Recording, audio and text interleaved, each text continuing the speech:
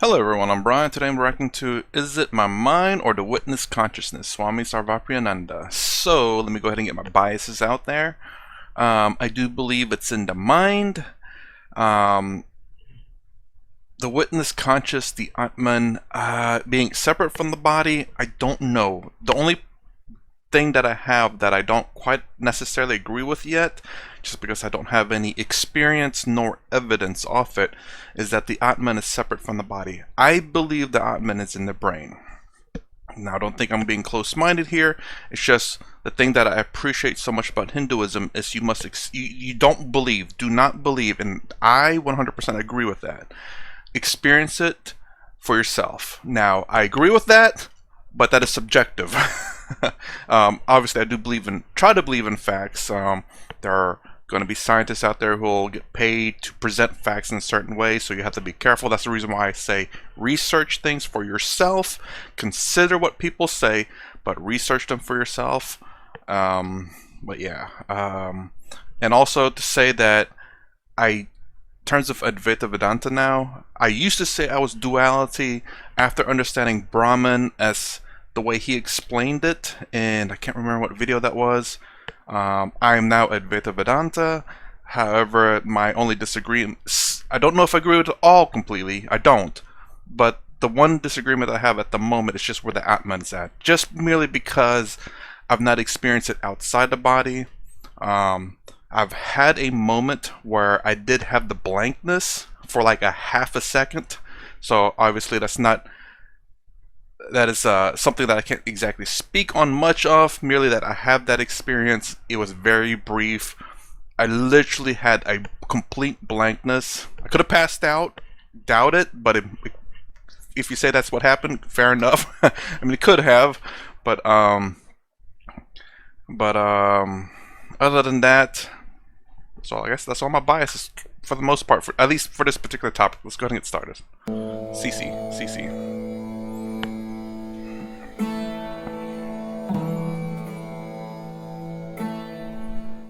When I'm watching my thoughts without generating further thoughts, is it my mind or the witness consciousness that is doing the watching? In the waking state, I notice the absence of thoughts when the thoughts subside. If it is the witness consciousness that notices the absence, why can't I notice the absence of thoughts in the deep sleep state in the same way? I feel like that I am stuck in my mind even when I am witnessing it, or otherwise I could have done it in the deep sleep too. All right. Wow, that's actually not a bad question, because let me know if I get this right. What he's basically saying is that I can separate myself from a mind, the thoughts, essentially. But in a deep sleep state, why am I not also aware of it whenever the thoughts are gone there? Again, this is kind of the reason why I have this idea that the Atman, the witness conscious, is in the mind. And it is kind of strange, though, how do I say this? That if you look at it in my perspective, that it's in the mind, that what happens in your deep sleep state, or just your sleep state, any state, doesn't matter. Like, what happens there? And also dreams, how are you aware in your dreams, but not aware in all of your dreams? Because, again, they say that you get about 3 dreams a night, but most people don't remember them. Now, I can understand why that is because your memory is going from short term to long term, so they're triggering these memories, and that's the cool thing. I guess that's the weird thing, is the fact that I guess there must be times when you're in REM sleep that you witness this memories being activated. That is kind of interesting. That when you don't go in REM sleep, or is it only in REM sleep that you get your long-term memory activated? Let's continue on. A subtle question, but important. These questions are important not only for the person who's asking, but for all of us. Basic question, keeps coming up again and again. When you talk about witness consciousness, isn't it the mind watching the mind? Because the mind can do that. There's a term for that, introspection. You can watch your mind. Oh, huh. Wait. So the witness can watch the mind and the mind can watch itself. But the subject can never be the object. So the mind cannot be the subject and the object, right? At least that's what he said whenever he's explaining the Atman. The Atman being the subject can never be the object because it is the subject. And within the mind itself, the mind cannot be the object because it's the subject itself. Unless he's talking about that the mind, a certain section of the mind can witness another section of the mind, which then at that point there's a subject and object relation. But the subject portion of the mind cannot be the object portion, much like the Atman cannot be the object because it is the subject. So when you speak about witness consciousness, are you talking about that kind of thing, watching the mind? No. This is the difference. The mind can watch itself. You can introspect and look at the thoughts that are coming up in your mind. That is a practice of witnessing the movements of the mind. But it's still a practice. Why is it a practice? Because you can do it or not do it. It can begin and it can end. What begins and ends, what you can do or what you choose not to do, that is not the witness consciousness. I'm sorry, I'm going to rewind that. It's a practice. It's practice because you can do it or not do it. It can begin and it can end. What begins and ends, what you can do or what you choose not to do, that is not the witness consciousness. What you choose not to do. Sorry. It can end. What begins and ends. What you can do or what you choose not to do, that is not. What you can do or what you choose not to do. Not the witness consciousness. It's not the witness consciousness. Oh, whoa, okay. So here's my understanding so far. Anytime you say I want this, I like that, I do this, I think this, the Atman, the witness consciousness is always the decider in your mind. Well, not in your mind. Based on what it said, the witness consciousness is always the decider. It is something separate from you. Your mind, all it is just storage and thoughts and processes that doesn't make a decision. I don't believe. Don't think I've heard them say that the mind can think for itself. Yes, I don't think so. But every time the mind comes up with a thought, an idea, an action, the Atman is always illuminating those thoughts and actions and determining what to do. It answers, I believe, because of the thought says, ice cream. I want ice cream. Or, am I hungry? I'm hungry. Or, well, I keep saying food. That car looks cool. I want that car. That kind of process when you say I. Now, I could be wrong. There could be another I maybe, which is the mind potentially, which is what he's trying to say here. But I've always thought that the one that answers is always the Atman, not the mind. The mind is I think what I think they're trying to teach is the fact that the I that's answering, we think, or the people who are not Advaita Vedantas, or the one that follows this philosophy, believe that the I and the mind are one and the same. The one that says I want this, the one that says I want that, is actually the Atman, but people confuse the I with the mind, which is not right. I hope I came off clear there. Whenever you are not even introspecting, a flash of pain comes. You're not practicing Vedantic introspection. I am the seer and the pain is the seen. You're not practicing it. Pain comes and you say, ouch. Did you feel it or not? That which felt the pain, that which reacted with ouch, that one is the witness consciousness. Even when you are not trying to introspect. If you try to introspect and try to be a witness of your thoughts, that's a good practice. But remember, the operative word is practice. If you think that is the witness, then this problem will arise, that is not there in deep sleep. I am watching my thoughts. Sometimes I watch it, sometimes I don't watch it. Certainly in deep sleep I do not watch it because I don't feel I'm doing anything in deep sleep. Then what is the real? So this is the first point. This thing which you are talking about is the mind, certainly the mind. It is certainly the mind. It's not the real witness consciousness. One Swami in the Himalayas put it this way. It's an easy mistake to make. One Swami in the Himalayas put it this way. He said, teaching witness and witnessed, drigdrishya viveka, seer and seen. After teaching this, he said to the monks gathered there, so Swamis, do you feel that you are the consciousness in which thoughts are arising and thoughts are moving and thoughts are subsiding?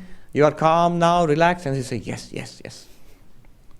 Then this only works in Hindi. I'll translate. He said, "Bahut bade gaddhe mein giroge." You have dug a specially big pit for yourself. You're going to fall into that pit. That's the mind. That's the mind. That which learns drigdrishya viveka, seer and seen discrimination, is the mind. That which attempts to practice it is the mind. That which makes the breakthrough is the mind. But once the breakthrough is made, it points to something beyond the mind, which you were earlier, are now, even in deep sleep. You don't have to try anything there. We don't know it yet. That not knowingness is in the mind. And the knowingness about it also will come in the mind and remove that ignorance. And you remain as the witness of the mind, which you always were, from time immemorial. In deep sleep also you are that. But you will not have that kind of a thought, I am witnessing my deep sleep. Earlier I could not, now I can witness my deep sleep. No, you cannot. If you do that, then you are not in deep sleep. That's the mind. The funny story of the mothers sometimes check if children are sleeping. Is the good boy sleeping? Is he asleep? If he's asleep, then his right toe will move. And the right toe moves, the child is just faking it. I remember in Deoghar, in the school where I first joined Ramakrishna Order School, there were hostels where children stay, little kids. And they become specially energetic and naughty at bedtime. And the Swami in charge of the hostel was one Swami in charge of one hostel was very strict. And the other Swami was a very elderly, very kindly, grandfatherly old Swami, and he couldn't manage those kids. He was 80 and they were 8. I mean, what do you expect? So he went for advice to the strict Swami. How do you manage to persuade them to go to sleep? He said, I don't take any nonsense. I say, I'm going to count to 3. 1, 2, and 3. By that time 3, you should be all tucked in bed with your eyes completely shut. And no movement, lights off. And I count 1, 2, by the time they're all jumping in bed and getting into the bed sheets and into the covers and going to sleep. And 3, it's done. Nobody dares to move after that. So this elderly Swami said, I should try it. And then he went and tried. And then he came back and said, it didn't work. Why? I said 1, 2. And the kids said 3.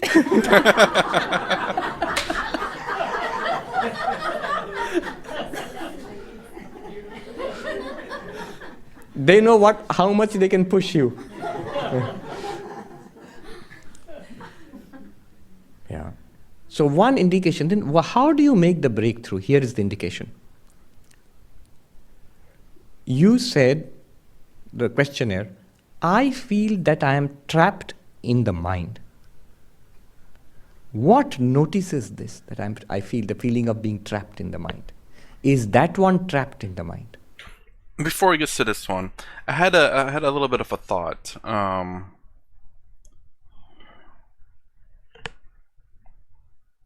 Never mind. I can't remember it now. Pass it up already. Be very quiet and stay with that question. That I am trapped in the mind. Whatever I do is the mind. What is saying that? Okay. What notices it? That one is not trapped. Does anybody understand what I'm talking about here? Some of you do, yes. That one is not trapped in the mind. Never was. Okay, I maybe I remember. So why is it only when we're awake that we are aware of our thoughts? And why is it when we go to sleep, whether it be deep sleep or not, we are unaware of the thoughts? Our brain doesn't shut down when we go to sleep. It's still active. But yet somehow the the Atman, let me just go ahead and say that, is not. Is it because the Atman does not have memory storage, so that it doesn't remember? Wait, but I would say. I'm sorry, I can't remember the terminology for it, but that's basically your karma, your cumulative effect of personalities, I believe. Not karma, but part of karma plus that. Your personality, because of the rebirth cycle. I believe samsara? God, I'm terrible. I've heard these things, but not so much. But anyways, whenever you die, there's certain personalities, I believe, that follow you. I think that's the reason why sometimes you can remember your past. Your karma definitely does follow you, according to Advaita Vedanta, rebirth. But why is it the Atman itself doesn't have memory? So that would make sense as to why, even though your Atman is witnessing the brain, it does not remember anything, even though it's presented with thoughts. Perhaps.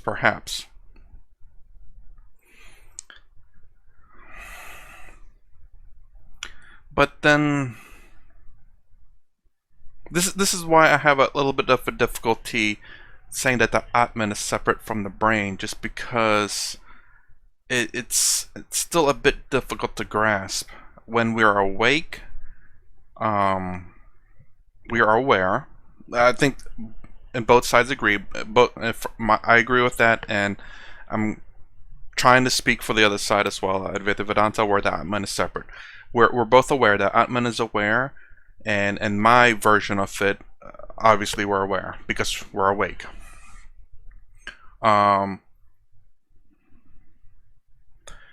In how am I going to try this? In not my version.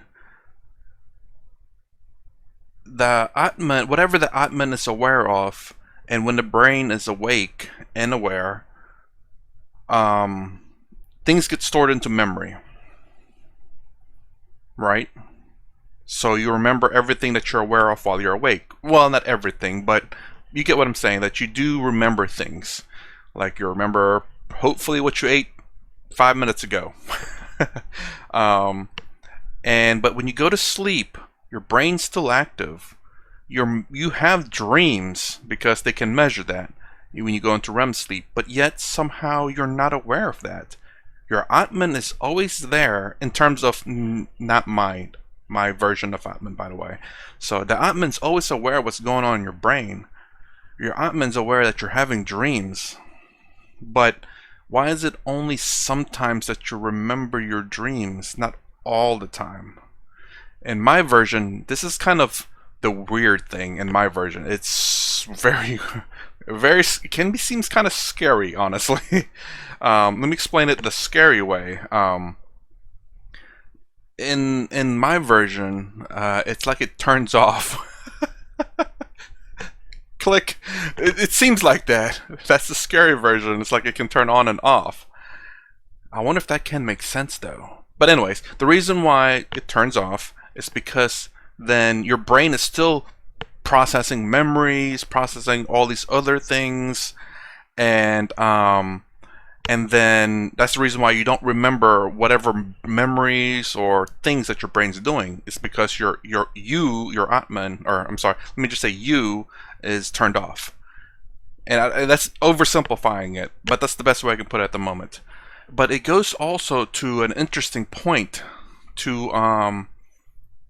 people who sleepwalk. You can see both. I can see both versions working on that one, because when some people who are sleepwalking or some people who are sleepwalking, that might actually work better with the Atman being separate, because maybe the Atman is controlling the body. No, I don't think the Atman can control the body. I think the mind does. the Atman, the only thing the Atman can do, I believe, is answer, right? Again, this is, I'm wondering what the limitation of the Atman is. The Atman answers stuff, and then the body just acts upon what it answers. Is that right or wrong? In my version, because you're part of the body, you send the commands yourself. You actually do it. So it works. It links together. I'm sorry, I'm all over the place with this discussion because it's just something that I just now thought of a little bit. And but anyways, about the sleepwalking thing, like how people are unaware that they're sleepwalking, eating and driving, even in some cases. They're capable of driving to work just fine and doing work, and yet they're asleep, they're unconscious in a sense. How do you explain that? That is so fascinating. But then you also have people who have sleep paralysis, where they're asleep and they're awake and aware, but they can't move any part of their body. They're literally paralyzed because the brain is sending a type of chemical that prevents your body from moving. The reason, and from what I heard, the reason for that is because, again, your brain is sitting there I assume, this is my assumption here, but what the scientists say is the fact that's because your body will act out certain things, and you don't want to do that while you're sleeping. So the brain kind of paralyzes you in some sense.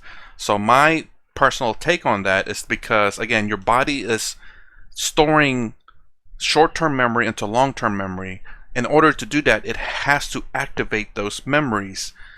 And by activating those memories, they're, in a sense, kind of sending the signals, the exact same signals that are being sent to do the activities are being resent again in your brain to reinforce it so that's long-term. I hope that makes sense.